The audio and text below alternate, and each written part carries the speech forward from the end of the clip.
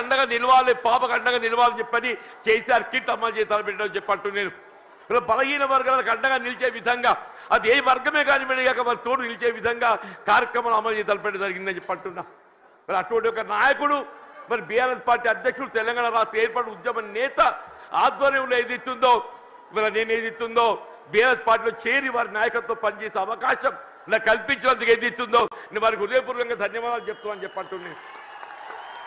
మరి ఏదిస్తుందో వాస్తవంగా ఇవాళ వేదిక చూస్తుంటే మా మిత్రుడు రమణ గారు గతంలో ఈ ప్రాంతాన్ని ప్రాతినిధ్యం వహించిన శాసనసభ్యుడిగా పార్లమెంట్ సభ్యుడిగా ఎంపికైండు, శాసన మండలి సభ్యుడిగా కొనసాగుతుండు. ఇలా వారితో కలిసి పనిచేసేట ఒక ప్రయాణం చేసే అవకాశం నాకు లభించాలని చెప్పంటున్నాం. సోదరి దావ వసంత గారు వీళ్ళ జగిత్యాల జిల్లా మొట్టమొదటి జిల్లా ప్రజా పరిషత్ అధ్యక్షురాలిగా ఈ ప్రాంతానికి సేవలు అందించిందని చెప్పంటున్నా. మా మిత్రుడు గంగుల కమలాకర్ గారు గతంలో మంత్రివర్గిగా కరీంనగర్ శాసనసభ్యుడిగా సేవలు అందించిందని చెప్పంటున్నా. మా సోదరుడు కౌశిక్ రెడ్డి గారు అని చెప్పంటున్నాను.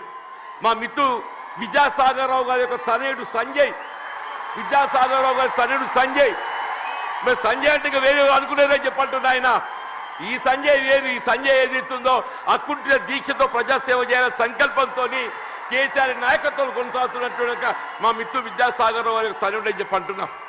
వీళ్ళ జిల్లా బీఆర్ఎస్ పార్టీ అధ్యక్షుడు విద్యాసాగరరావు గారు మా అందరినీ సమన్వయం చేస్తాను ముందుకు వచ్చినట్టు ఒక సోదరుడు పల్లా రాజేశ్వరరెడ్డి గారు, ఇక వేదికపై ఉన్నటువంటి ఒక శాసన మండలి సభ్యులు, ఇవాళ ఇంకా ఇతర మిత్రులు అందరూ కూడా అందరికీ నేను చేతులెత్తి నమస్కరిస్తానని చెప్పి అంటున్నాను. ఇంతకాలం ఏదైతుందో వాస్తవంగా కేసీఆర్ గారు అంటే నా మొదటి నుండి గౌరవం, ఇద్దరికి వ్యక్తిగతంగా అనుబంధం ఉందని చెప్పి అంటున్నా. మేము ఏదైతుందో విద్యార్థి దశ నుండి మేము కలిసి ప్రయాణం చేసినటువంటి వాళ్ళం. వీళ్ళ భిన్న అభిప్రాయాలు, భిన్న రాజకీయ పార్టీలు మరి వేదిక ఏదైతుందో మరి కలిసి ప్రయాణం చేయలేకపోయినా కానీ వీళ్ళ అభివృద్ధిలో ఏదైతుందో వారు 2014 తెలంగాణ రాష్ట్రం ఏర్పాటు అయినాడు ఏదైతుందో నేను శాసనసభ్యులు గెలిచానని చెప్పంటున్నా.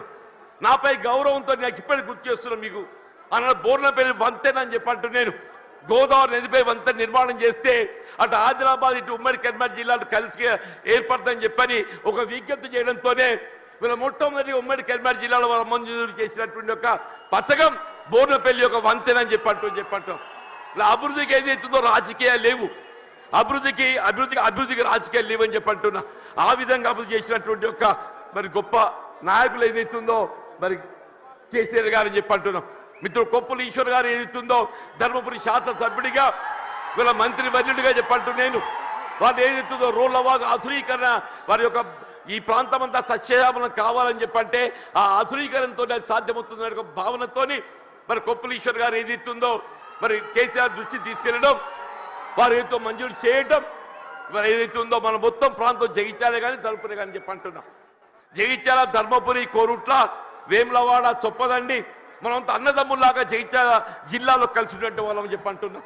వీళ్ళ అభివృద్ధికి సంకేతం బీఆర్ఎస్ రాజకీయ పార్టీ అని చెప్పంటున్నాను.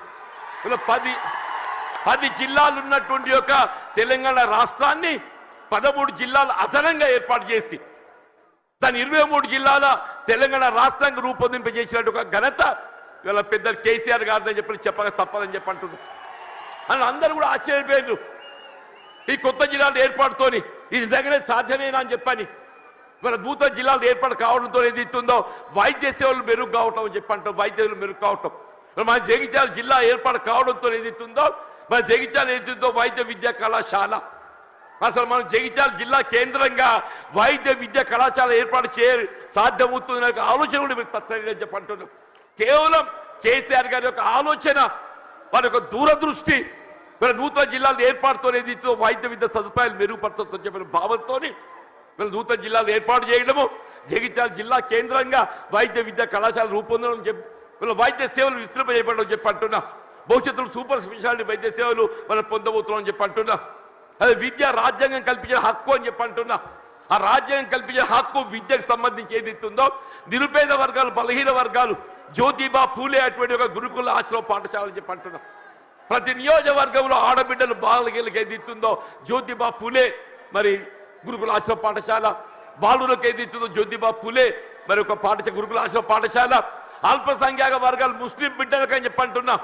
ఎన్నడూ ఊహించినటువంటి ఒక విద్యా సదుపాయాలు కల్పించాలని చెప్పని ఇవాళ ముస్లిం బిడ్డలకు ఏదైతుందో అల్పసంఖ్యాక వర్గాలకు ఏదైతుందో మైనారిటీ స్కూల్స్ ఏర్పాటు చేయడం, ఎస్సీ ఎస్టీ అని చెప్పంటున్నాను.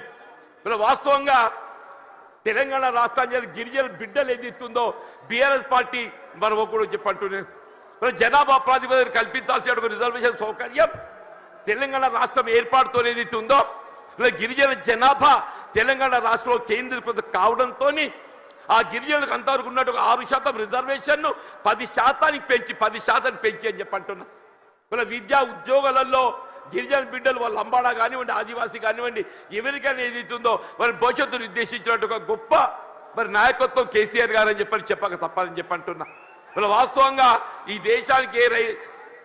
దేశానికి ఏదైతుందో అన్నం పెట్టే రైతుకు సాగునీరు కావాలని చెప్పంటున్నా ఉచిత విద్యుత్ సదుపాయం ఏదైతుందో గతంలో నిర్దేశిత వేళలో విద్యుత్ అందింపజేస్తే వీళ్ళు ఏ విధమైనటువంటి ఒక ఆంక్షలు లేకుండా 24 గంటలు ఏదైతుందో రైతాంగానికి ఉచిత విద్యుత్ కల్పింపజేసిన ఒక ఘనత బీఆర్ఎస్ పార్టీ అధ్యక్షుల అధినేత కేసీఆర్ గారికి దక్కుతుందని చెప్పంటున్నాను ఇలా ప్రాణహిత నదీ జలాల వినియోగం తేవాలనే ప్రాణహిత నదీ జలాల వినియోగంలోకి వస్తేనే కానీ ఏదైతుందో మన తెలంగాణ రాష్ట్రం రైతాంగం ఏదైతుందో మన పంటలు పండు సాధ్యమవుతుందని చెప్పంటున్నాను మరి ఉమ్మడి రాష్ట్రంలో వైఎస్ రాజశేఖర రెడ్డి గారు ముఖ్యమంత్రి ఉండగా మరి సహచరులు మేము భావించాం తుమ్మడి ఏటి వద్ద బ్యారేజ్ నిర్మాణం చేస్తే ఒక లిఫ్ట్తో నీరు వస్తుందని చెప్పని కానీ మహారాష్ట్ర ప్రభుత్వం ఏదైతుందో వాళ్ళు సహకరించలేకపోవడంతో 152 మీటర్ల ఎత్తుతో నిర్మాణం చేయాలని తలపెట్టినట్టు బ్యారేజ్ 145 మీటర్ల ఎత్తుతోనే అయినా కానీ ఇదే పెద్ద కేసీఆర్ గారు ఏదైతుందో మహారాష్ట్ర ప్రభుత్వం ఒప్పందం చేసుకోవడంతో పాటుగా దిగువ 100 మీటర్ల ఎత్తులో మేడిగడ్డ వద్ద బ్యారేజ్ నిర్మాణం చేయగలిగినట్టయితే అటు ప్రాణహిత నదీ జలాలు ఇటు గోదావరి నదీ జలాలు అటు మానేరు ప్రాంతంగా వచ్చే ఒక నదీ జలాలు అన్నింటిని మనం ఎత్తిపోత ద్వారా వినియోగించుకుంటే ఒక 300 టీఎంసీ లభ్యత పొందే అవకాశం ఉందని చెప్పంటున్నాను మరి ఆ విధంగా ఒక దశాబ్ద కాలంలో వీళ్ళ కాళేశ్వరం ప్రాజెక్ట్ నిర్మాణం పూర్తి చేయడమే కాదు దాని ఫలాలు కూడా మనకు అందింపజేయడం జరిగిందని చెప్పంటున్నాను ఇవాళ ఏమైందా వీళ్ళ కేసీఆర్ గారు జయించాలకు వస్తున్నారని చెప్పంటే నిన్నటి దాకా నిద్రపోయిన ముఖ్యమంత్రి రేవంత్ రెడ్డి గారు ఇవాళ బయలుదేరిండి అని చెప్పంటున్నారు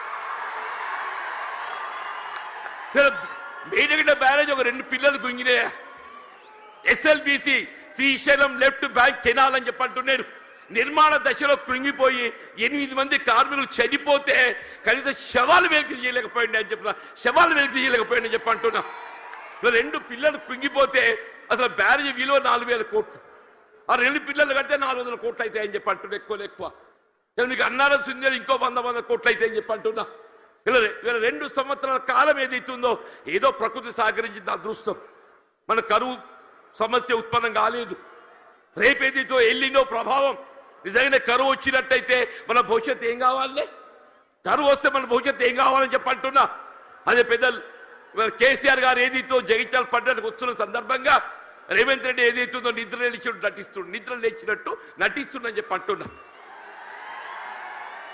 ఇక తుమ్మడి బ్యారేజ్ అటే పోయిందా నీకు నిజంగానే సిన్సియారిటీ ఉంటే వీళ్ళ 3 సంవత్సరాలు గడుస్తుందా తుమ్మడి బ్యారేజ్ నిర్మాణం చేయగలుగుతూ కదా ఎందుకు చేయలేకపోయినా చెప్పంటున్నాను వీళ్ళు నిన్నటి వరకు ఏదైతుందో వీళ్ళు ఏ కాళేశ్వరం కూళేశ్వరం అని మాట్లాడిండే అదే కాళేశ్వరం అదే మేడిగడ్డ ఏదైతుందో మన భవిష్యత్తు ఏదైతుందో మనకేది అండగా ప్రాజెక్టే మేడిగడ్డ కాబోతుందని చెప్పంటున్నాను ఇలా మన భవిష్యత్తు రైతాంగమే కానీ ఇలా త్రాగునీటి సదుపాయమే కానీ పారిశ్రామిక అవసరాలే కానీ హైదరాబాద్ త్రాగునీటి అవసరాలే కానీ అన్నింటికి ఏదైతుందో అదే మేడిగడ్డ మనకు జీవనాధారం కాబోతుందని చెప్పంటున్నాను ఇలా వాస్తవం చెప్పాలంటే ఇలా కేసీఆర్ గారి యొక్క విజన్ వారి యొక్క దూరదృష్టి మరి తెలంగాణ రాష్ట్ర ఏర్పాటు సాధన కొరకు మరి ఉద్యమించినాడు కరీంనగర్ జిల్లా కేంద్రంగా వారు టీఆర్ఎస్ ఆరంభింపజేయడం జరిగిందని చెప్పంటున్నారు అందరు ఆశ్చర్యపోయిండు ఇదేంటి అందరూ మర్చిపోయిన తెలంగాణ నినాదం ఈయన లేవనెత్తుతుందని చెప్పారు ఒంటరి పోరాటం ఆయన ఒక్కడు బయలుదేరితే యావత్ తెలంగాణ సమాజం ఆయన వెంట నడిచిందని చెప్పంటున్నారు యావత్ తెలంగాణ సమాజం ఆయన వెంట నడిచి తెలంగాణ సాధన సాధ్యమైందని చెప్పంటున్నారు అదే తెలంగాణ రాష్ట్ర నిర్మాణం కొరకు ఏదైతుందో దశాబ్ద కాలం పాటుపడ్డారు ఇలా కాంగ్రెస్ వచ్చి ఏదో మేలు చేస్తా చెప్పి అనుకున్నామే అది పక్కన పెట్టిండే ఇలా తిరోగమన చర్యగా ఏదైతుందో తిరోగమనం పడుతుంది మళ్ళీ తెలంగాణ రాష్ట్ర పునర్నిర్మాణం కావాలని చెప్పంటే కేసీఆర్ గారి యొక్క నాయకత్వం మాత్రమే తెలంగాణ రాష్ట్రాన్ని పునర్నిర్మాణం చేయగలుగుతామని చెప్పంటున్నాను మీరు ఎక్కడ ఏ పల్లె కనపడి చెప్పిన ఒకటే నినాదం వస్తుంది రేవంత్ రెడ్డి పోవాలి కేసీఆర్ గారు రావాలి ఒకటే నినాదం, రేవంత్ రెడ్డి గారు పోవాలి, కేసీఆర్ గారు రావాలి, కాంగ్రెస్ పోవాలి, బీఆర్ఎస్ రావాలి. అంటే ఏంటి? ప్రతి పల్లె గుండెల్లో ఏదైతుందో ఇవాళ ఈ నినాదం కేసీఆర్ గారు ఇవాళ వస్తుంటే నిజంగా చెప్తున్నా, మొత్తం కూడలని యువత ఉత్సాహం కేరింతలు చూస్తుంటే మళ్ళీ తెలంగాణ రాష్ట్ర ఏర్పాటు ఉద్యమ దినాలు గుర్తుకొస్తాయని చెప్పంటున్నా. అలాంటి తెలంగాణ రాష్ట్ర ఏర్పాటు ఉద్యమ సమయంలో కేసీఆర్ గారు నడుస్తుంటే యువత కేరింతలు ఏ విధంగా ఉండేనో ఇవాళ కేసీఆర్ గారు జగిత్యాల పర్యటన ఏదైతుందో మళ్ళీ అదే కేరింతల ఉత్సాహం యువతలో కనబడుతుందని చెప్పంటున్నాను. వీళ్ళు అదే కేసీఆర్ గారి యొక్క నాయకత్వం తెలంగాణ రాష్ట్ర పునర్నిర్మాణానికి వీళ్ళ మనకి ఏకైక నాయకత్వం కేసీఆర్ గారే చెప్పక తప్పదని చెప్పంటున్నాను. ఇలా వారి ఆధ్వర్యంలో పనిచేసే అవకాశం నాకు లభించడం, ఇలా వాస్తవంగా ఇద్దరం కూడా ఈ ఒకరి పట్ల ఒకరు అభిమానం కలిగి ఉన్నామే. కానీ ఏదైతుందో కలిసి ప్రయాణం చేసే అవకాశం కొంతకాలం వచ్చింది. 2004-2009 మధ్య కాలంలో ఇద్దరం కలిసి ప్రయాణం చేసినాం, ఎన్నికల్లో కలిసి పోటీ చేసినాం. కానీ ఏదైతే కాంగ్రెస్ పార్టీ ఏ తెలంగాణ రాష్ట్ర ఏర్పాటు లక్ష్యంగా మరి ఎన్నికల ఒప్పందం కుదుర్చుకోవడం జరిగిందో ఆ తెలంగాణ రాష్ట్ర ఏర్పాటు ఏదైతుందో జాప్యం చేయడంతో కొంత నీరుగార్చ పెద్ద చేయడంతో ఏదైతుందో వారు అలా కేంద్ర మంత్రి పదవి త్యాగం చేసి కేంద్రంలో మంత్రి పదవి త్యాగం చేసి రాజీనామా చేసి పార్లమెంటు ఉప ఎన్నికలు వారు వస్తే మరి కాంగ్రెస్ పార్టీ పక్షాన అసలు ఛాలెంజ్ ఇచ్చినోడు పక్కకు వేయండి. కేసీఆర్ గారిని ఎదుర్కోవాలంటే మామూలు విషయం కాదు, కేసీఆర్ ఎదుర్కోవడం మామూలు విషయం కాదు అంటూ నేను అన్నాడు. ఏదైతే ఇదే కాంగ్రెస్ పార్టీ నన్ను దొరకబట్టి ఆయన ముందు నిలబెట్టిందా, నన్ను దొరకబెట్టి వారి ముందు నిలబెట్టిందని చెప్పంటున్నా. ఇక ఏం చెప్పాలి? నా గోస ఏం చెప్పాలని చెప్పంటూ నేను అంటే నిజంగానే వారిని అడ్డుకోవడం సాధ్యమేనానే? వారికి ఎందుకు ఒక లక్ష్యం ఉంది, తెలంగాణ రాష్ట్ర ఏర్పాటు లక్ష్యం ఉందని చెప్పంటున్నా. ఆ లక్ష్యాన్ని అడ్డుకోవడం సాధ్యమేనని చెప్పంటున్నాను. అది ఎవరితో సాధ్యం కాదు. వారు ఏది 2 పర్యాయాలు ఉప ఎన్నికలు గెలిచి యావత్ తెలంగాణ సమాజాన్ని జాగృతి చేసి తెలంగాణ రాష్ట్రాన్ని సాధించదగిందని చెప్పంటున్నాను. మరి అటువంటి క్రమశిక్షణ గల కార్యకర్తను నేను, అటువంటి క్రమశిక్షణ గల కార్యకర్తను యావత్ తెలంగాణ రాష్ట్రం ఆశ్చర్యం. ఇదేందా జీవన్ రెడ్డి మరి ఏం చేయాలని ఆయన 20 మాసాలు ఏదైతే నా ఉసురు పోసుకున్నారు మీరు, 20 మాసాలు ఉసురు పోసుకున్నాను చెప్పంటున్నా. నేను ఇంతకాలం ఈ మానసిక క్షోభ నేను భరించాలని చెప్పంటున్నాను. సాధ్యమే చెప్పండి అన్న చెప్పంటు నేను 4 దశాబ్దాలు కాంగ్రెస్ పార్టీ బలోపేతం కొరకు అకుంఠిత దీక్షతో ఏదైతుందో నేను పోరాటం చేసి నేను పాటుపడితే చివరికి దక్కింది ఏంటి అని చెప్పంటు నేను. ఆల్రెడీ ఈ వాయిస్ లోపల నాకు ఈ గోసేంది అంటూ నేను ఇవాళ 75-76 సంవత్సరాలు వచ్చినాయి అంటున్నా. నా జీవితం చివరి దశ చేరుకుందని చెప్పంటున్నా. నా జీవితం చివరి దశలో ఏదైతుందో నాకు ఈ మానసిక క్షోభ ఏంటి అని చెప్పంటు నేను. ఇవాళ కేసీఆర్ గారు పెద్ద మనసుతో ఏదైతుందో మరి నా చేయూత నాకేదైతే చెయ్యి అందించి నాకు అండా నిలుచుండని చెప్పంటూ నేను. అదే 4 దశాబ్దాల కాలం కాంగ్రెస్ పార్టీ సేవలో కాంగ్రెస్ పార్టీ నిర్మాణంలో నేను పాటుపడితే నా చివరి దక్కింది అయింది. మళ్ళీ కేసీఆర్ గారే చెప్పంటూ నేను పెద్ద మనసుతోని గతంలో ప్రత్యర్థుల యొక్క భావన రానియకుండా గతంలో ప్రత్యర్థులు పోటీ చేసుకున్నప్పటికీ కూడా ఏదైతుందో అది భిన్న రాజకీయ పార్టీ యొక్క ఆలోచన విధానం కానీ ఆ జీవనుడి వ్యక్తిగతంగా ఏదైతుందో విలువలు కట్టుబడే ఒక వ్యక్తిత్వం కాబట్టి అది ఒక భావనతోని వారు నాకు చేయూత అందించింది. అంత గొప్ప మనసు అని చెప్పంటూ నేను దయచేసి ఇలా జగిత్యాల గడ్డ నేనేదో ఆశించి కాదు నాయన, నేను అన్ని చూసిన నేను చూడని ఏమీ లేదు. ఈ 4 దశాబ్దాల కాలంలో చూడని ఏమీ లేదు. ఇవాళ ఒకటి ఇవాళ రాష్ట్రాన్ని పట్టుకుని శని పీఠ విరగడ కావాలని చెప్పంటు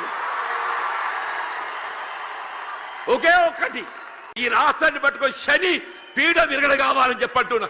ఆ శని పీఠ విరగడ కావడానికి కొరకు ఏదైతుందో కేవలం కేసీఆర్ గారి యొక్క నాయకత్వంతో మాత్రమే సాధ్యమవుతుంది. ఒక భావనతో ఏదైతుందో ఇవాళ కేసీఆర్ గారి యొక్క నాయకత్వంలో బీఆర్ఎస్ పార్టీ చేరదొరుకుతుందని చెప్పంటు.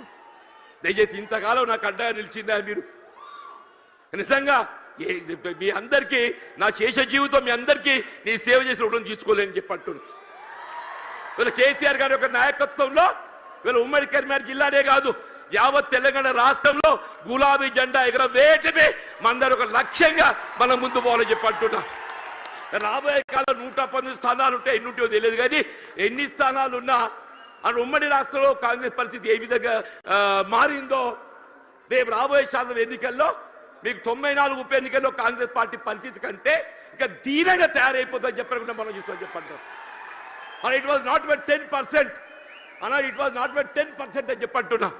ఇవాళ పరిస్థితి కూడా ఏదైతుందో రాబోయే కాలంలో ఇవాళ ప్రజాభిప్రాయం ఎవరైనా ప్రజాభిప్రాయానికి అనుగుణంగా పనిచేయాలి. రేపు ప్రజాభిప్రాయానికి అనుగుణంగా ఏదైతుందో కేసీఆర్ గారి యొక్క నాయకత్వం పనిచేయాలి. వాళ్ళు ఎప్పటికైనా ఒకటి కోరుకుంటుంది, అరే ఇంత మంచోని నేను విడిచిపెట్టుడు ఏందే, అరే నిజంగా ఆలోచిస్తే కూడా ఆశ్చర్యం కలుగుతుందా. ఆయన నాకే పగోడు కాదు, నేను గతంలో కలిసి ప్రయాణం చేసినాం. వారి జీవితం విద్యార్థి దశలో ఏదైతుందో ఇదే జగిత్యాల అంగడి బజార్లో గడిపిందని చెప్పి అంటున్నా. జగిత్యాలకు కేసీఆర్ గారికి ఉన్న ఒక అనుబంధం ఏదైతుందో ఇప్పటి తరాన్ని తెలియకపోవచ్చు, కానీ కేసీఆర్ గారి ఒక బాల్య జీవితం ఏదైతుందో జగిత్యాలతో ముడివేసుకుందని చెప్పి అంటున్నాను. అటువంటి కేసీఆర్ గారు ఏదైతుందో ఆనాడు తాడిత పీడిత వర్గాలు ఏదైతుందో వీళ్ళు వారి యొక్క హక్కుల సాధన కొరకు జగిత్యాల చైత్ర యాత్ర ఏదైతే ఇదే గడ్డ మీదకి వెళ్ళి ఇదే సమావేశ స్థలికి వెళ్ళి ఆరంభింపజేసిందని చెప్పి అంటున్నారు. కేసీఆర్ గారు ఒకటే చెప్పిండ్రు, వారే అన్నారు అది మనం 70లో ఒకసారి ఏదైతుందో ఆనాడు జగిత్యాల చైత్ర యాత్ర చేసిన చూడండి, అదే జాగ్రత్త పెట్టాలన్నయ్య, మన స్ఫూర్తి మనం వినిపించాలని చెప్పిండు. వారి ఆలోచనకు అనుగుణంగా ఏదైతుందో కేసీఆర్ గారి ఒక చైత్ర యాత్ర ఇదే జగిత్యాల గడ్డ నుండి ఇదే కేంద్రానికి వెళ్ళి వారు పిలిపిస్తున్నారని చెప్పి అంటున్నారు. ఇలా రాష్ట్రంలో గులాబీ జెండా ఎగరవేయడం, కేసీఆర్ గారిని తిరిగి ముఖ్యమంత్రిగా ఏదైతుందో నెలగో వారు ఏర్పాటు చేసుకొని ఈ రాష్ట్ర పూర్తిగా తోడ్పడడం మన ఏకైక లక్ష్యంగా పనిచేయాలి. మరి ఆ విధంగా పనిచేసే అవకాశం కల్పించినందుకు వారి హృదయపూర్వక ధన్యవాదాలు చెప్తామని చెప్పండి. వాస్తవంగా ఏదైతుందో కేటీఆర్ గారు హరీష్ రావు గారు వాళ్ళు రావాల్సిందే, వారికి వేరే బాధ్యత అప్పగించడంతో మరి కేటీఆర్ గారు హరీష్ రావు గారు రాలేకపోయిండు. వాస్తవంగా ఈ సభ సమావేశం ఏర్పాటు చేయడంలో చొరవ చూపెట్టింది కేటీఆర్ గారు హరీష్ రావు గారు అని చెప్పి అంటున్నా. కేసీఆర్ గారి యొక్క ఆలోచన విధానానికి అనుగుణంగా దీన్ని రూపకల్పన చేసింది కేటీఆర్ గారు హరీష్ రావు గారు అని చెప్పి అంటున్నా. ఏదైనా కానీ నేను ఎక్కువ అంటే ఎందుకంటే మీ అందరికీ కేసీఆర్ గారిని వినాలని ఉందా, అందరూ అనుకుంటూ వీడేంద్ర నడవ ఎంతసేపు నిలబడతారని చెప్పాను. ఇప్పుడు జీవన్ రెడ్డిని ఎప్పుడు చూసినాడు, ఇటు కొత్త కాదు కదనే, నేను పేరు ఇంటికెళ్ళి నల్లగున్నప్పటికెళ్ళి చూసిదా మొత్తం ఎంటికలు అన్ని నెరిసిరయ్యాలి, ఒక్క నల్లెట్టుగా దొరకదట్లేదు అన్నట్టు. అటువంటి జీవన్ రెడ్డి గురించి ఏదైతుందో వీళ్ళు ఇక్కడ తెలియని పౌరులు లేడు. జగిత్యాల గడ్డతో నాకున్న అనుబంధం అలాంటిది, ఆత్మీయత అలాంటిది అని చెప్పి అంటున్నా. నా భావి జీవితం శేష జీవితం ఏదైతుందో కేసీఆర్ యొక్క నాయకత్వం లోపల తిరిగి ఏదైతుందో బీఆర్ఎస్ పార్టీ ప్రభుత్వం అధికారం రావటం ఏకైక లక్ష్యంగా ఏదైతుందో మన అంతా నడుము బిగించాలని చెప్పి కోరుతూ నేను సెలవు తీసుకుంటున్నా. జై హింద్, జై తెలంగాణ, జై తెలంగాణ, జై తెలంగాణ. కేసీఆర్ గారి యొక్క నాయకత్వం, కేసీఆర్ గారి యొక్క నాయకత్వం, కేసీఆర్ గారి యొక్క నాయకత్వం. Thank you.